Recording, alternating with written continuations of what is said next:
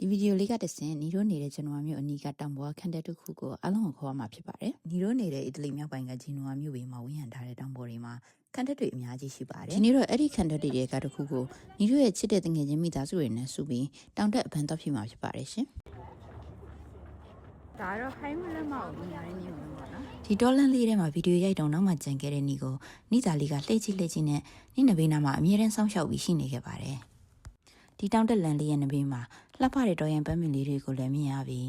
နီတို့မြို့ကြီးရဲ့အလားကိုလည်းဟို့အဝေးမှာလှမ်းမြင်နေရပါတယ်အစပိုင်းကလမ်းချွတ်ပြီးမှနောက်ပိုင်းလမ်းလေးတွေကျင်းနေကြောက်တောင်တွေကိုခလီတွေဆွဲပြီးရင်တမမနဲ့ဖြတ်ထရပါတယ်အမြင့်ပိုင်းကိုရောက်လာတော့ကြောက်ဆောင်လေးတွေမှာအမြင့်တွေပြီးပေါက်တဲ့ဒေသခံဟင်းခက်အမွှေးဆိုင်တီးမို့ကိုလည်းတွေ့ခဲ့ရပါတယ်ဒီလိုနဲ့တောင်ထိပ်ကိုတဖြည်းဖြည်းချိကက်လာကြပါပြီတောင်ထိပ်ရောက်တော့နင်းတငယ်ချင်းတွေကတယောက်ကဘယ်နေရာမှာရက်ပြီးနေကင်းစားစားမလဲလို့နေရရှာနေချိန်မှာဖူးသားကလည်းဗာစိတ်တွေပေါက်မှန်းမသိသူ့မမရဲ့ကြောပွေးကြီးကိုလှုပ်ပြနေပါတယ်ဒီနေ့ကတော့စနေနေ့မို့လို့နီတို့လိုပဲတောင်တက်တဲ့သူတွေတောထဲမှာအများကြီးရှိပါတယ်နောက်ဆုံးတော့ခန္ဓာကပိတ်ထားလို့ရှိတဲ့နေရာလေးမှာပဲအင်အားတက်လာတဲ့နေကင်းစားကိုနီတို့အတူစားခဲ့ကြပါတယ်ဗိတ်ဆိုင်ရင်ဘာမှသတိမရတတ်တဲ့နီအခုဗီဒီယိုအက်ဒစ်လုပ်နေချိန်မှာအစားတောက်တွေကိုရိုက်ခဲ့ဖို့သတိရပါတယ်